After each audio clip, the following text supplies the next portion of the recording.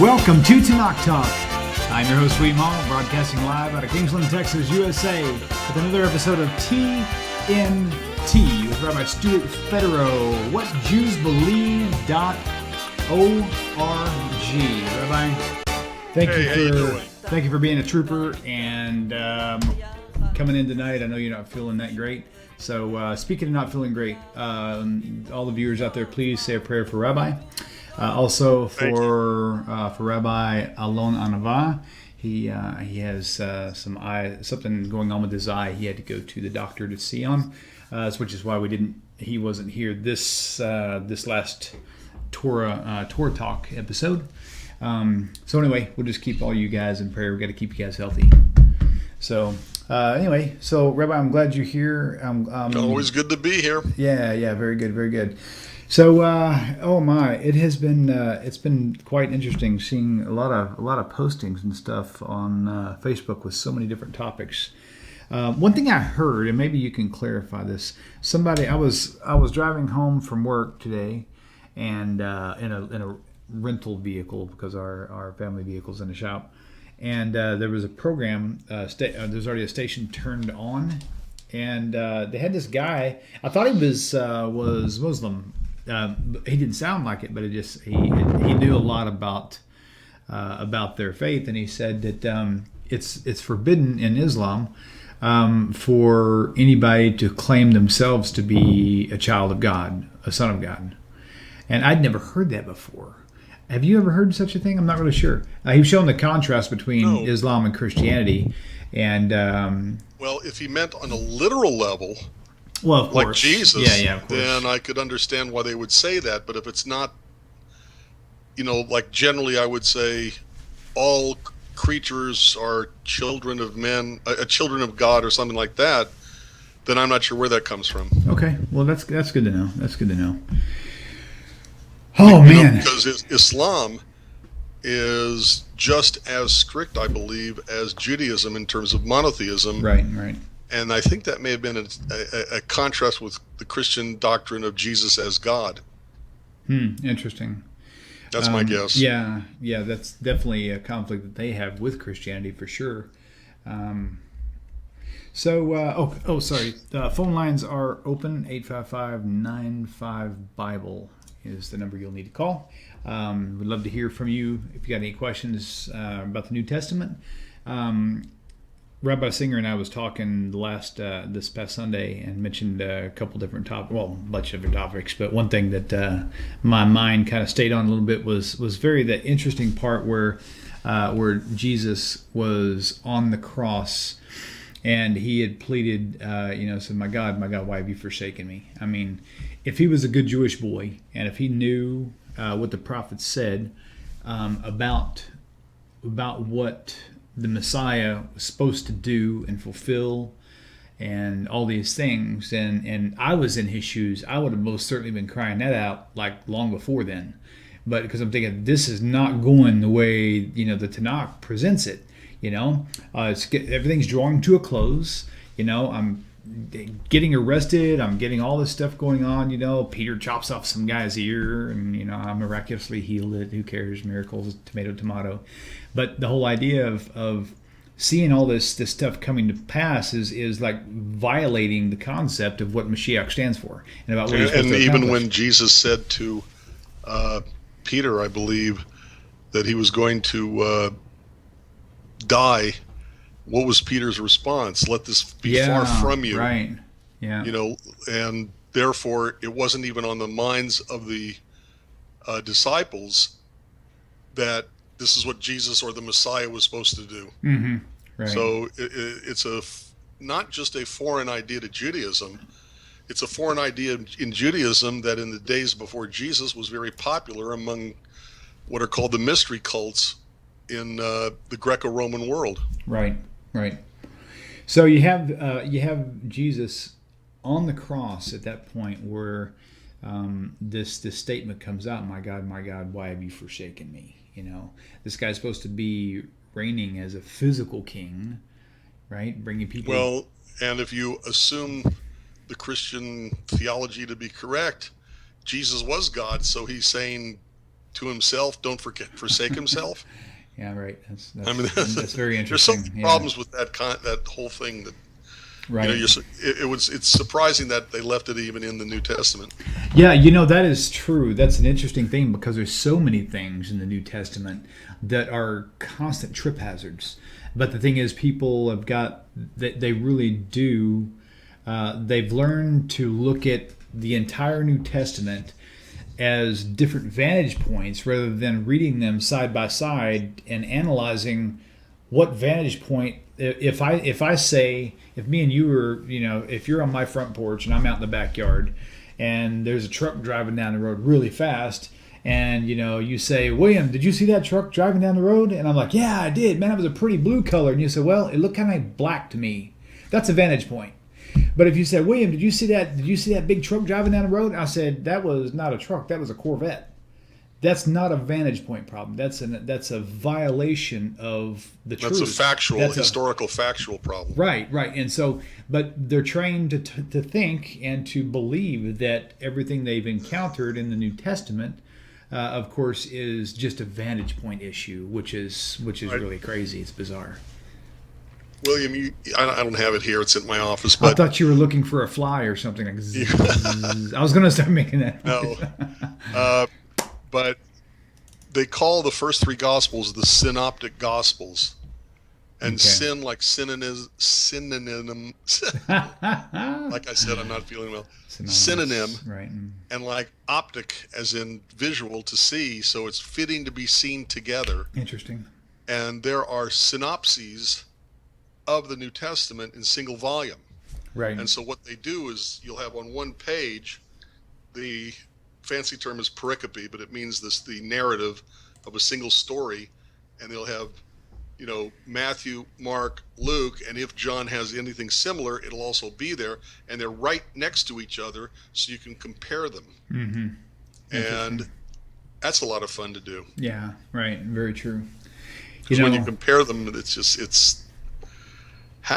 could they actually write a single narrative, one story, like they're doing a screenplay for a movie, and have every detail of any one story about Jesus in it? The answer is no. Right. Because they're contradictory. Like you were saying, you can't, if there's only one vehicle to go down the street and one says it was a truck and the other one says it was a Corvette, you can't reconcile that, like for a movie. Right. So it's a factual historical conflict. So the same thing happens when you take a look at the Gospels synoptically. Right. Yeah. Very true. Mm-hmm. Unbelievable. There was something I was going to add to that, and I can't remember what it was. I don't remember. Anyway. See, I'm just jabbering on, and you lost your whole train of thought. No, that's okay. Well, today is, like I said, a unique day. I had a really, really interesting day. I was loading up some sheet metal on top of my truck, and there were like 31-foot lengths of sheet metal roofing.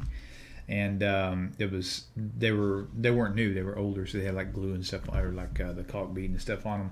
And I was really just hustling, and man, I was like this close to getting a heat stroke, and I had to go inside and cool down, drank lots of water, and then thought I was cooled down, went back outside. This time I approached it really, really slow and very methodically. And there we go. 5 minutes later, I was right back in the same boat again. So I finally just sat down for like a half an hour and just chilled and started feeling better. So then So it was metal, and you have the heat of the day, and it's reflecting off the sheet metal too. Yeah, that's a good point as well. So, yeah. But anyway, glad that's over. I feel 100% better now. I got a nice cool shower, and I'm here with you. What else can I say?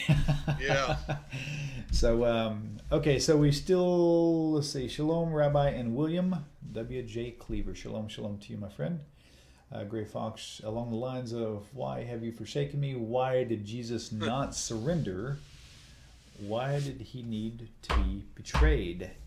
Yeah, that's interesting. And it's all damage control. That would be my explanation of the entire thing. You've got all these, I remember what I was going to say a minute ago. Interestingly enough, what's the rule of thumb about lying? You have to be careful when you tell stories, when you make stuff up. Because when you make stuff up, a week later, a month later, a year later, you can't remember what you said. Right. But truth, when it happens, it implants into your memory, and you can remember truth because you experienced it, right? And so it's just another, for me, it's just another approach to seeing this New Testament, all these New Testament conflicts. And we're not talking about one or two or a couple dozen. We're talking about hundreds of issues through the New Testament.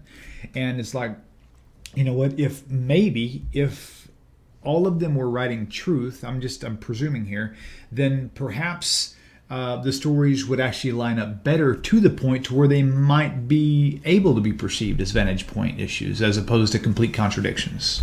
I don't know. Your thoughts? I'm not sure I follow what you said. That's okay. I told you with the way I'm feeling, it's going to be an interesting night. Hey, that is quite all right. That is quite all right. Yeah, so say it again, or just summarize what you said. Summarized, all the stories are so contradictory in the New Testament that it seems like that pushes the idea more that they were all fabricated to some degree. Oh, absolutely. And see, if they were all truth and they really experienced these things and they retold these stories even 10 years apart in their writings, but they all experienced them, I think that the stories would actually be more in line with vantage point changes rather than contradictions. That's kind of my thoughts on it. I would agree with you completely. As a matter of fact, there's one particular passage, I'm sure you're familiar with it, that since they each write their story based on their interpretation of a single verse in the Hebrew Scriptures, and one interprets it differently than the other, so one creates the story of Jesus to fit his interpretation of that verse, and the other gospel writer invents his story of Jesus to fit his understanding of that verse, you can clearly see how it was made up. Mm-hmm. And this goes back to something you said just a few minutes ago about like the betrayal of Jesus. And, you know, there are even Christian scholars who believe that was just completely fabricated to help enable the early Christian church to separate itself from the Jews. Wow. Interesting, because they give the betrayer the name Judas. Interesting. So, which I think his Judah, name was Judah, right? And so the idea is making him the epitomal evil of being the representative Jew, even though they were all Jews. Okay, I think I've got a question that I would like for you to expand on, and this may take you a little while, both of us back and forth. Where is I think it's in Matthew, and it talks about Jesus supposedly being a Nazarite or from Nazareth. Now I know the Hebrew for Nazareth and a Nazarite are two completely different words. Right. So could talk about that a little bit for us, if you don't mind. Let me find it real quick. So where'd you go? Matthew, I think it's 2. Let's see.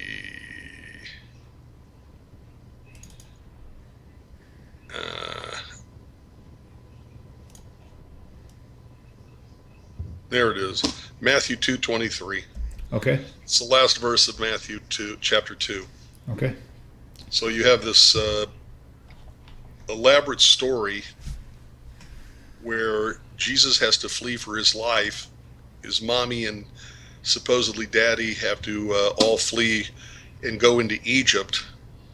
And then when they come back when they come back out of Egypt, they decide to not go back to Bethlehem, but rather to go to Nazareth. And it says, and he came and dwelt in a city called Nazareth, that it might be fulfilled which was spoken by the prophet, he shall be called a Nazarene. And William, I laugh because to me it's just funny. There's no other way to put it. Can anybody who's watching actually show me where that prophecy is? Yes, exactly.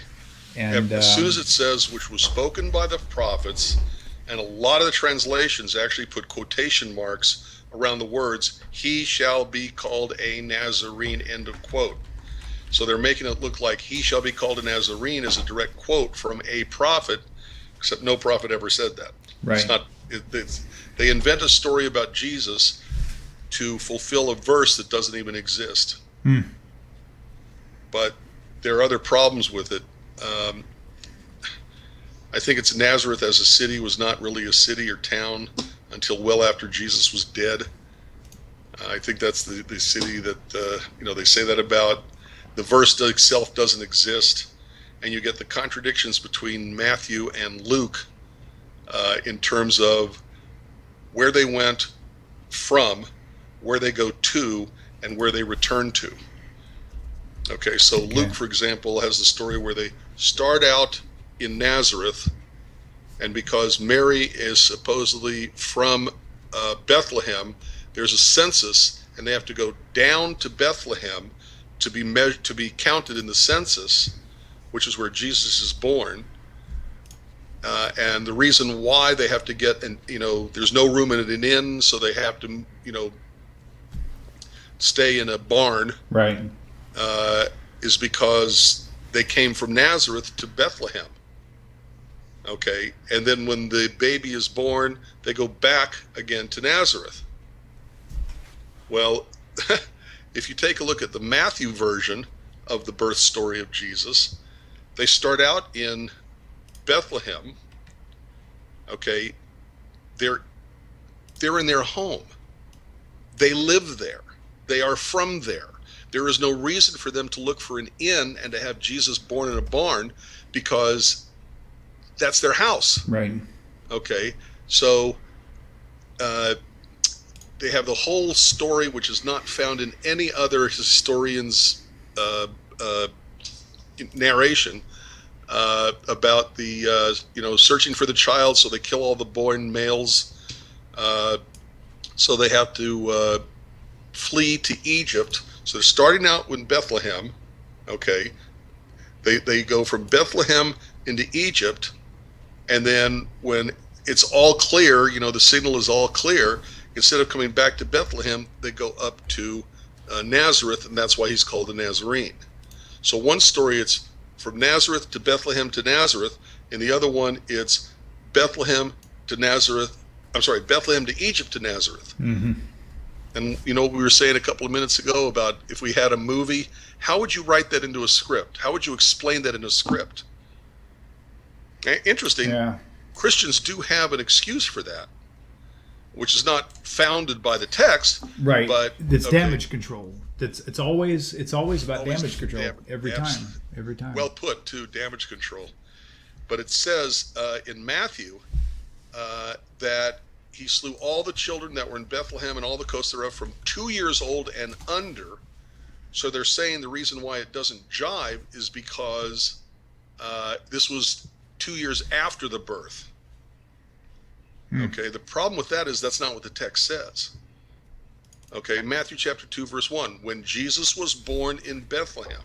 The whole point of this story, and the Magi, or whatever you want to call them, coming to find the baby Jesus, okay, and following the star, which is its own problem, is because the baby was just born, not because they're getting there two years late.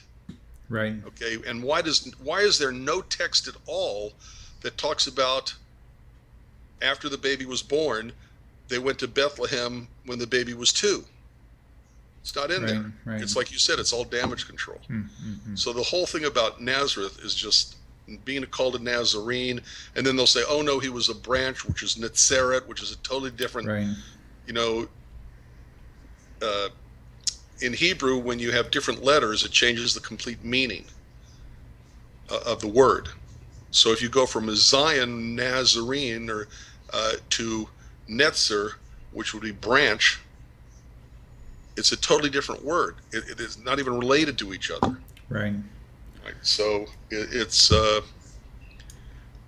all their, how did you word it? Damage control is actually rather funny. Right.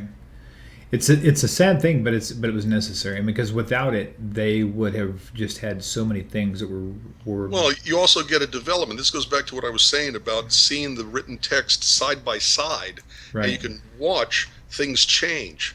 So, Mark, Christian scholars say that Mark is the first one to have been written down. Right. Well, Mark has no evidence that Jesus was from the house of David, and Right. the Messiah has to be from the house of David. So Matthew comes along. He knows the complaints about the book of Mark, so he invents a genealogy. Interesting. Okay, there's no birth story. Look, every single famous person in the ancient world had a birth story, a miraculous birth story surrounding their existence. Hercules, okay, Dionysus being born out of was it Dionysus or Hercules? I can't remember which. I don't know about those. I don't born know. out of the leg of Zeus. Interesting. Which, by the way, means, yeah. At any rate, that's a totally different topic. The point is that if everybody else has a birth story and Jesus is walking along someday and John the Baptist baptizes him, okay, which gave rise, by the way, to an early heresy of the church called adoptionism, that Jesus was not born from God, but rather was adopted as the Son of God, because the text in Mark says that, behold, you are my son, with you I am well pleased, or something like that. Right, right. So you've got a progression. So that's why the stories you've got no story of birth in Mark. Matthew, you've got a story, and then all the details are much larger when you get to Luke, and then John has a totally mystical view of birth anyway, so he's not. That's why he's not part of the synoptic gospels. What? So you watch it in sequence, you can see them answering things.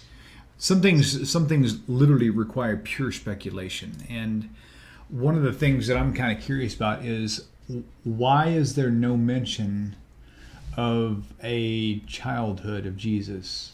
There's some extra biblical writings, like the Gospel according to not Judas. So actually, I think Judas might have had something in there, but there's a couple other ones that where you can find stories, and if those are true, they're painting this little Jesus figure as a little brat.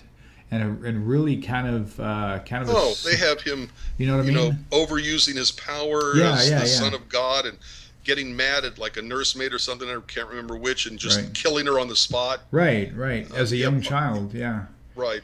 And so I'm thinking, it doesn't paint a nice picture of this Jesus kid. Right. Is it you know what I'm wondering is maybe that's one reason why there wasn't a lot of the childhood mentioned, because it was not a pretty sight, and also because of the genealogy factor. Is that possible? I don't think the theology or the questions they were asking, so that they had to invent, would involve a child's story, because children were children.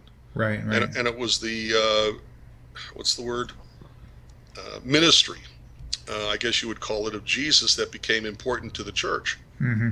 So if if his youth was not important, you don't have to invent a story to talk about it. Right. Yeah, that's a good point. I mean, the Torah specifically pulls the stories out that are imperative for future purposes. So, right, that's a good point. Wow, it kind of reminds me of like Jabez, the prayer of Jabez sort of thing. It's like all these names, and all of a sudden he stops and hits the brakes at Jabez and puts this thing in there. It's pretty cool. So, yes, I remember about 15 years ago, there were all these books coming out about the prayer of Jabez, and the Christian community, and how if you pray that prayer, then more than any other prayer, it'll get you what you want. Do you remember those books? William, do you know what I'm talking about? I do remember a book specifically called The Prayer of Jabez. Right. Yeah, right. Yes. Very good. They were saying, no, pray this prayer. This is the most, it got him what he wanted. So, if you pray it, it'll get you what you want. Jacob Daniel says, very good book. I'm thinking he may be referring to that. Yeah, it could be. Very well. And then Gray Fox. Oh yeah, if you want to if you need. Where are you reading? YouTube chat window. YouTube chat window. Yeah, there's a chat box off to the side. Okay then. Of course, I'm accessing it from my Creator Studio, so I don't know how to tell you where to look, but that's where I'm seeing it. That's fine. Do you find it? Not yet. Okay. Playlist, video, home, channels, discussion. That works. Okay. All right, I'm going to try something here while we're talking. I'm going to try to put. Apparently, there's a way to do a web display here. Let's see. Tell me the name of your website. My website is. I'm sorry. www. whatjewsbelieve.org. .org, and let's just see if that actually works.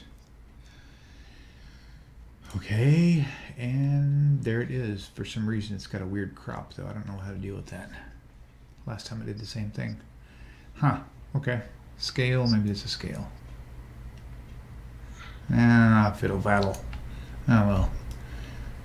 Okay, there's a way apparently on the software to put up websites, but for some reason it's cropped very strange. Just for grin, I'll put it up on screen just so you can later on see what it is. Maybe you have an idea why. Actually, you wouldn't, because it's actually on my end. Yeah, I don't know what's going on with that. So that's all right. We'll come back to it later. So whatjewsbelieve.org, we'll bring up in every show. You'll find the book Judaism and Christianity, a contrast, which actually was attached to this lower advertisement right here. You'll see book Judaism and Christianity, a contrast. You can find it at whatjewsbelieve.org, as well as the wonderful Jewish Mission Control. Houston, we have a problem. What's the problem? Christianity has not been defeated. What? I didn't say anything. So, all right. So, anyway, great resources. Really, really love it. It's really amazing. I'm really wishing that you will get to feeling better. Well, thank you. Yeah. As they say, it must have been something I should have had and ought to have had. Oh, yeah, right. That's funny. Okay, more comments below. Did I miss something? Okay, about 26 minutes. Hold on. How much of the show have I missed? Oh, yeah. Sorry you missed it. That was that. I had to start late tonight, 8:30, because I was working. I couldn't get back soon enough from work, and then when I got back, I was filthy. I had to shower and. Anyway, it's been a long day. So you'll find that on the YouTube channel, I've just got a lineup so that I don't have to keep editing it each week. I can just put the schedule there with the scheduled times. So if for all you viewers, if you ever go to the YouTube channel at any random time, you can actually see that even though there may not be anything live, you can read the details and you can see the schedule down below in the description area. Not every show starts on time. Anytime you have a live event, unless it's like a professional football game or something like that, chances are, the timing is going to fluctuate depending on different things. So if we do pre-recorded, then I can just upload it at any given time, like on a regular basis, but I don't want to lose that live effect of the show where people can call in and you get to see the bloopers, and all this other stuff, like Rabbi dancing and singing in the intro when he's supposed to be quiet. Oh, they don't want to see that. So, all right. So, okay, I'm looking for questions. If you don't want to call in, I get it. You're bashful. I'm watching the screen. So if you have something, a topic even you want to talk about, put it on the YouTube right there. And I've got about a 30-second lag, or y'all will. So you'll get that, and I'll see your questions here shortly. So in the process of Jesus growing up, why doesn't it show anywhere? You know what? Regarding the Messiah figure, there really isn't any preset rules that this Messiah is even. Bless you. That this Messiah figure is not going to be a teacher of the law or anything. He's literally just going to be a king, and he's going to accomplish all these feats, right? Part of the king was to write a Torah scroll, right? And exactly, right. Which it would imply. So he would know it, yeah. Also. Okay, got it. So that's not what we're talking about. Right. Well, I'm trying to think along the lines of what we know from Jesus from his age as he's presented at 30 years old. Okay. The only close to anointing you could say he had was the baptism, which wasn't an anointing at all. Or washing the feet. Right. But I think that might be a justification, baptized with, or anointed with the Holy Spirit. Every time this comes up, okay, I start wanting to sing Jesus Christ Superstar. Let's talk about that whole baptism. There is a verse in the New Testament that says something about, you guys are still, folk, you can't even get past the elementary basics of things, of like In fact, one word is specifically used, baptisms, plural. But later on it says in a different book, it says there's one faith, one hope, one baptism, but it says baptisms plural in another area.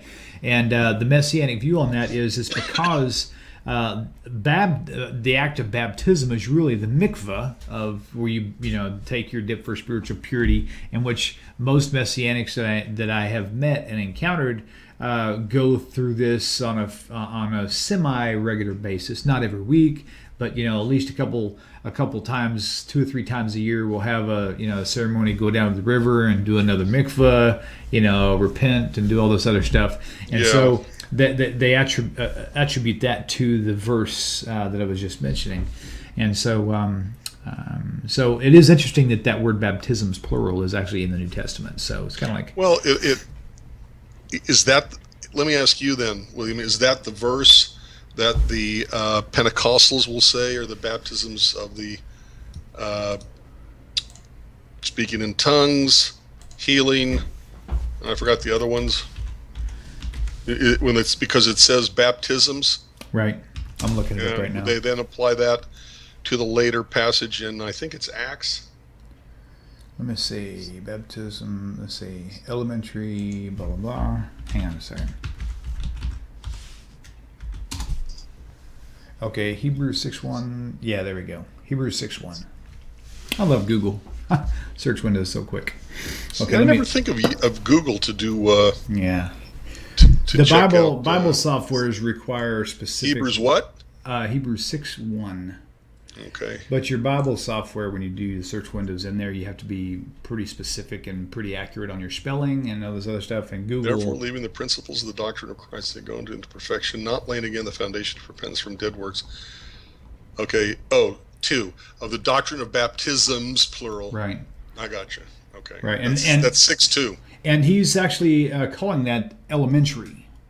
He's saying, you can't even get past these elementary basics of, right? Doctrine of dead works, and it says, and baptisms. Well, if baptisms is so elementary, I can tell you right now, I have never heard that verse ever mentioned in the church, period. Not even once. And I've been, like I said, I've been members of, 6 or 7 different churches over the years before I went to Messianic. And it was only when I moved to Messianic where actually they touched on that. And it's because... But all they meant was doing baptisms, on a regular basis of the same person. Whereas, right. For example, Roman Catholicism, one baptism, the end, that's all you have to do. Right. Which even basically... even if it's not a Catholic baptism, by right. the way. In mainstream Christianity, the same thing. Right. Just once you baptize once, that's it. You're done. You're in. You got your YMCA card. You automatically start losing weight. So just thinking about it. Gee, I wish losing weight would be that easy. I know, right? That's funny. Yeah, really. The only way you can lose weight is to look at your food. There you go. All right, next exercise. Yeah, don't eat. That's the best advice. I did not. Yeah, forget that. I never meant that or said it. You said it. There we go. It's your fault. Right. Okay, so there we go. Let me see if we got any more comments. Still no calls. Either that or my phone lines are down, or volume's turned down too low where I can't hear. Somebody call in right now and just say hi. If you don't mind, I just want to do a phone line test. I want to make sure that everything is functioning properly. So give them about 30 seconds, and then they'll dial. William. Yep.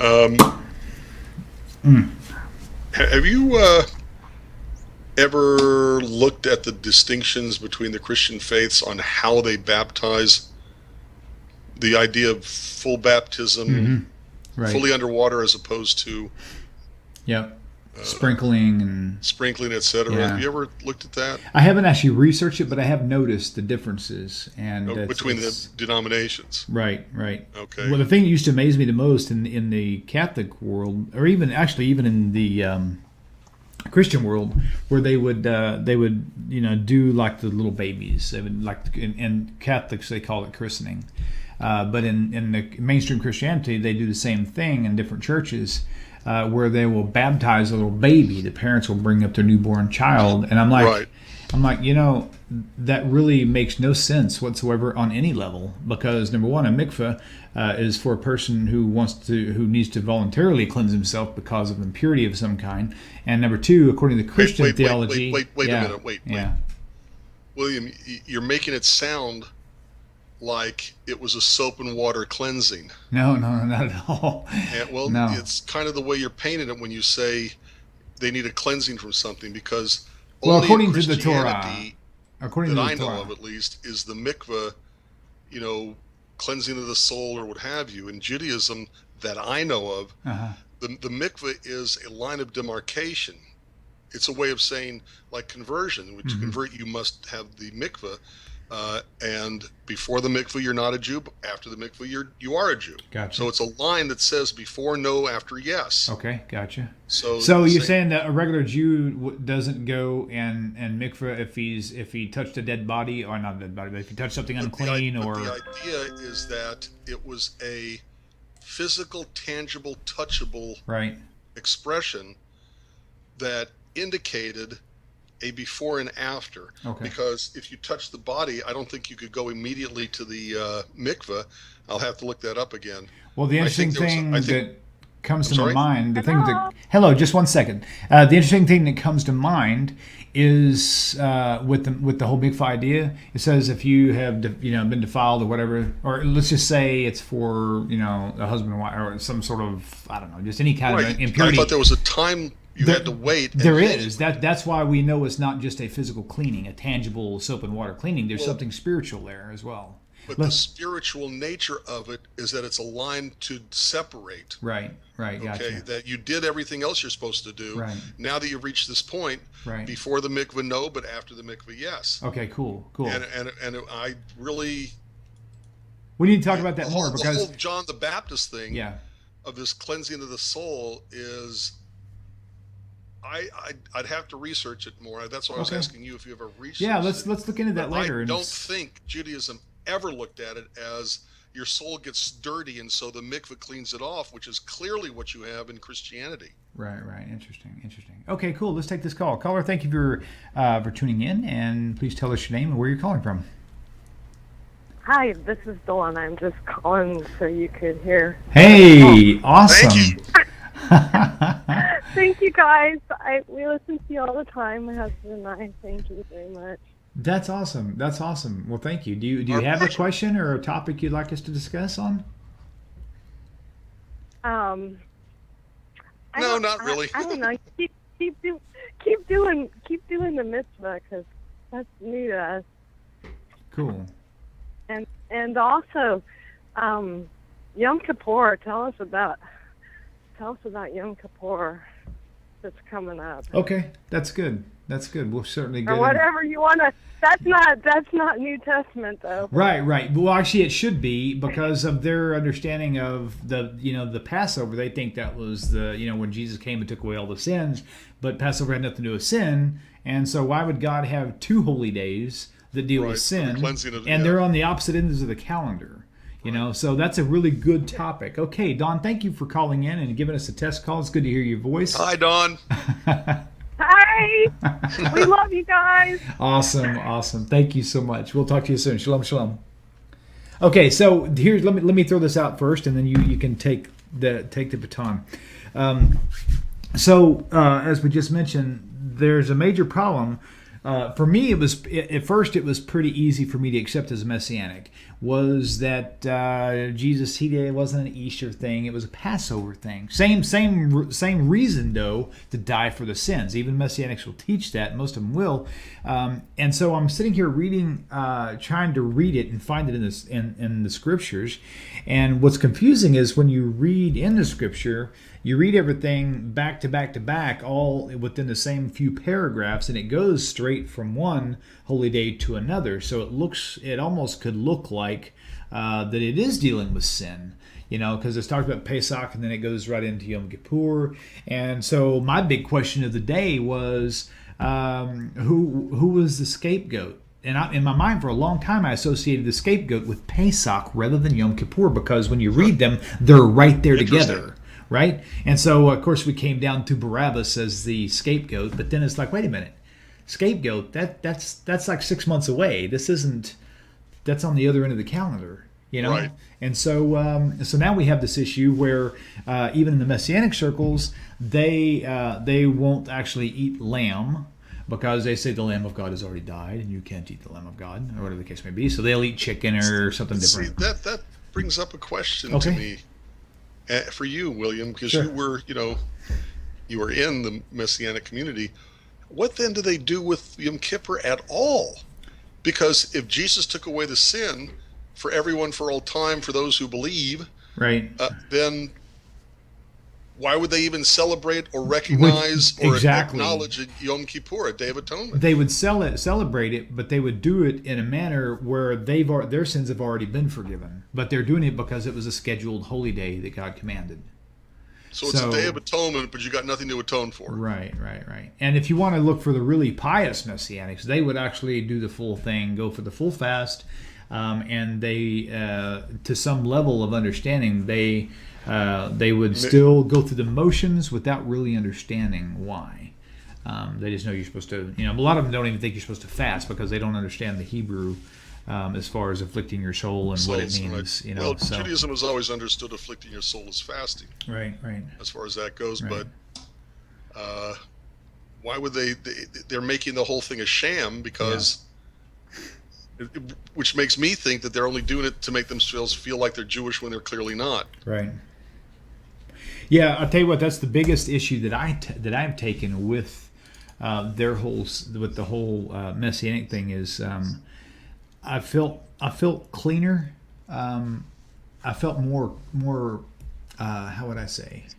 Yeah, cleaner is probably a good example. I felt cleaner as a Christian than I did when I was a Messianic. When I became Messianic, I felt like I was all of a sudden being an imposter. At least as a Christian, you are what you say you are. But as a Messianic, you really step into that replacement theology and all this other stuff and this adoption idea of we don't need to go through conversion. If I just say I'm a Jew, then I'm a Jew. And I'm doing it better than you are because you're following the oral law and I'm following what it says literally, even though they can't even interpret what it says literally without some sort of translation. By the way, you do realize, William, that when you are explaining why you said you feel cleaner as a Christian than you did as a Messianic, I think what you said. Yeah, basically. And then when you explain why, you're just coming clean. Right. Oh man, I think you missed your calling. I'm just kidding. Okay. So, okay, let's see what some of the YouTube stuff here. Marjorie Meyer says the pre-trib, I guess the pre-tribulation rapture has Christians raised before this Sanhedrin and sacrifices begin. Are you? Can you see the YouTube chat? I have looked at the YouTube. I'm on YouTube. It says Tanakh Talk at the top, and I don't see the word chat or the comments anywhere. Okay. Somebody on YouTube describe on here, because I can't see what you're seeing because I'm on the administrative site.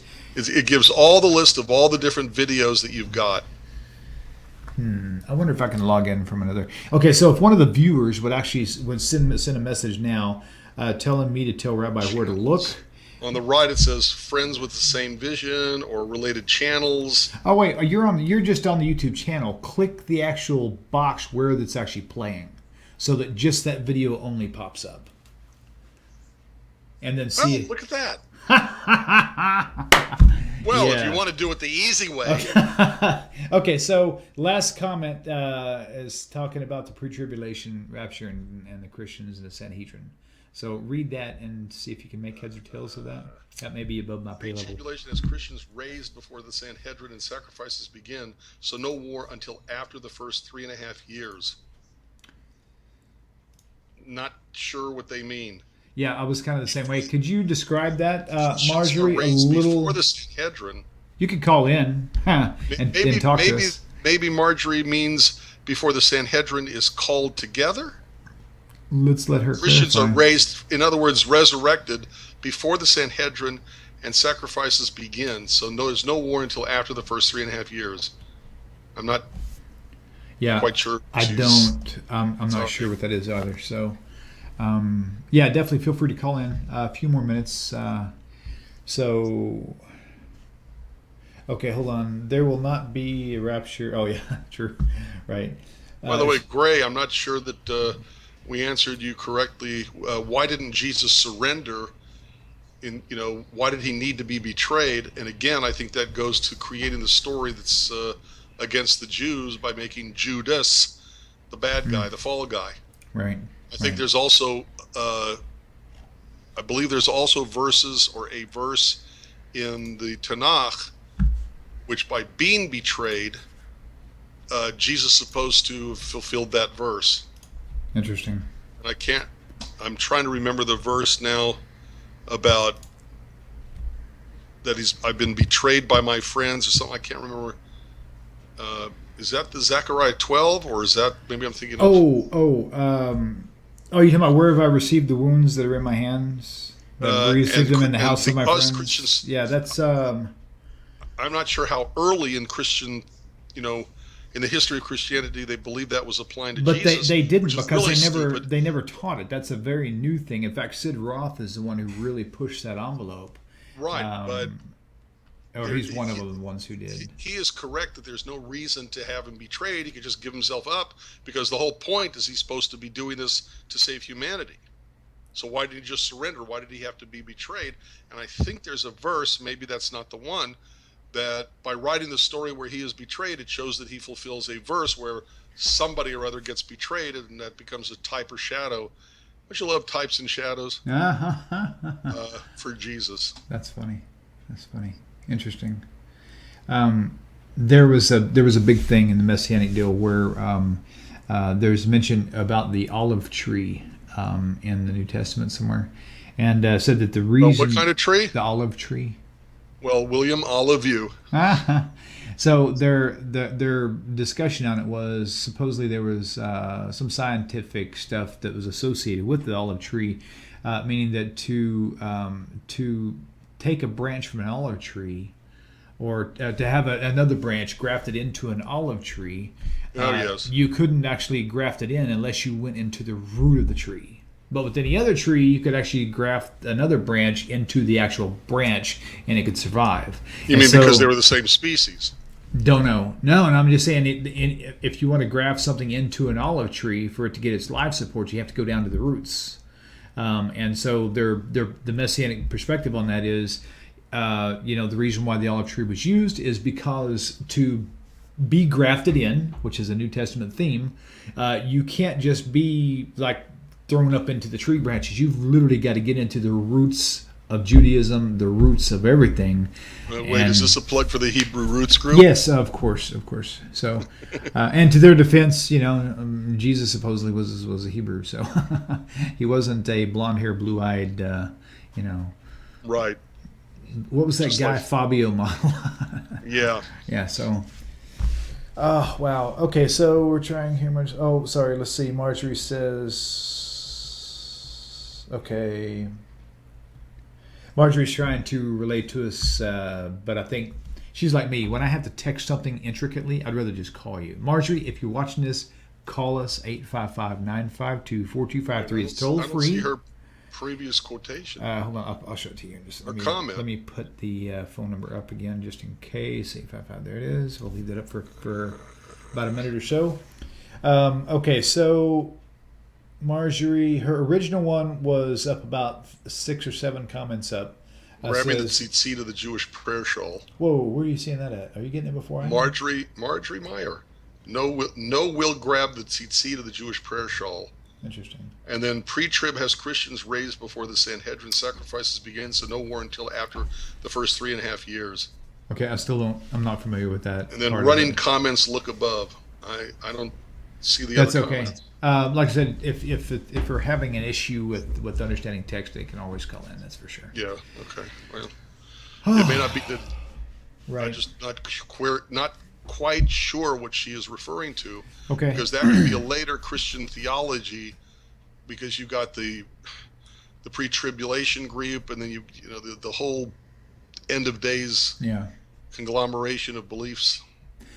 Question for you: in the Hebrew scriptures, there are mentions of a Mashiach riding on a donkey. I think it was more metaphorical than anything else. But in the New Testament, there's 2 different accounts, right? One where Jesus was on a donkey, and one says he was on 2. That's the one I was referring to before, because Matthew and Mark have 2 different Right. descriptions. And it's because Matthew understands the Zechariah quote one way, so he invents the story about Jesus that way. Right. And Mark understands the Zechariah quote in a totally different way, so he invents a story about Jesus to reflect his interpretation of that same Zechariah verse. That's what I was referring to earlier tonight. I got you. Okay. Interesting. Unbelievable. So here, another thing that one of my favorite things, and the more I think about it, the more I really believe it to be totally true. It is pure speculation, but I completely believe it is true. Is looking at the whole entire essence of the 3-year supposedly journey of Jesus to where he died, and then he was taken off the cross and he was buried. He was in the tomb, wasn't buried, but he was in the tomb. Supposedly, was supposed to be in the tomb for 3 days and 3 nights, whatever the case may be, in the belly of the earth, right? So, which really, there's contradicting stories there as well. Yep. Only in there for a day and a half, whatever it was. But here's the thing: what's most shocking to me, and I've mentioned it before, is the Jesus on the cross feature, where he was only on the cross from 3 to 6 hours, and it's like, most people were on there for 3 days, and even after 3 days, or when 3 days would approach and they weren't dead yet, they would break their legs to speed up the dying process. Right. So it was very common for Roman crucifixion to actually take 3 days. Jesus is on there for 3 to 6 hours, and so for me, I'm looking at this whole tomb. And remember that he was also supposedly a carpenter, so he would have a, Arnold Schwarzenegger body. I doubt that, because I'm a carpenter. No, seriously. I'm a carpenter, guy, and my wife will tell you I'm far from Schwarzenegger. But the point being, 6 hours, 3 to 6 hours, okay? He's on this cross. Even if he was beaten to a bloody pulp, okay? He didn't bleed out, okay? Blood and water flowed, yes, but he didn't. It's not like his manger artery was cut or anything like that. So he didn't die of bloodletting. And then you have him off of the cross, and they put him in the tomb, and he's in this tomb. Let's say he was in there for 3 days, or if it was a day and a half, doesn't even matter really at this point. What matters is he wasn't in there dead, in my opinion. He was in there recovering. Because, after 6 hours, he's in there. We've talked about this before. Yeah, There's a horrible book. It's just really not that good a book called The Passover Plot, where that's exactly what the author said. No kidding. Wow. That the vinegar, depends on which version, vinegar and myrrh or vinegar and spices, that because it's not even consistent on what he's given while he's on the cross to drink. Right. And one of them says he doesn't even taste it, so he never gets it. Right. But at any rate, his conjecture in this book, The Passover Plot, is that it was a drug to make him look dead, knocked out, so they could get him off the cross and start healing him. Right. Interesting. Which is why the author, I had the name, then it went out of my head. Showing something. So, at any rate, is giving the reason why there could be supposed resurrection stories, because he never died. He just shows up somewhere else in the area, and people could say, "Oh, I saw Jesus." So kind of like Elvis. Right. Interesting. Well, Rabbi, I think that's going to kind of bring us to a close. Yeah, I think it's been a long day for both of us, and for all the viewers out there. I'm sure they're probably ready to go home as well, or they're ready for another hour. But I don't think I've got that in me tonight, and I don't believe you do either. Neither do I. Oh my gosh, absolutely. So with that said, we'll close out with a little Joe Buchanan special. Thank you. What do you want to hear? Shalom Aleichem is one of my most favorites. That's one of my favorites too. Absolutely. Yes, sir. You guys enjoy it. Rabbi, thank you again. Always a pleasure. I'm sorry Always. I wasn't up to 100%. No, that's okay. I wasn't either. Sorry I had to start late, everyone. So we'll see you guys on the other side. Shalom, shalom, shalom, Rabbi. We'll talk to you soon. Peace out, everyone. Shalom.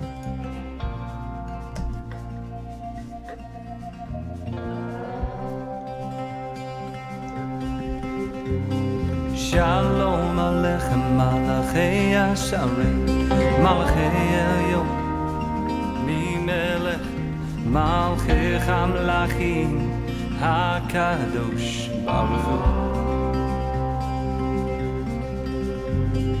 Bochem LeShalom, Malachei Yashalom, Malachei Elyon, ממלך מלכי המלכים הקדוש ברוך הוא.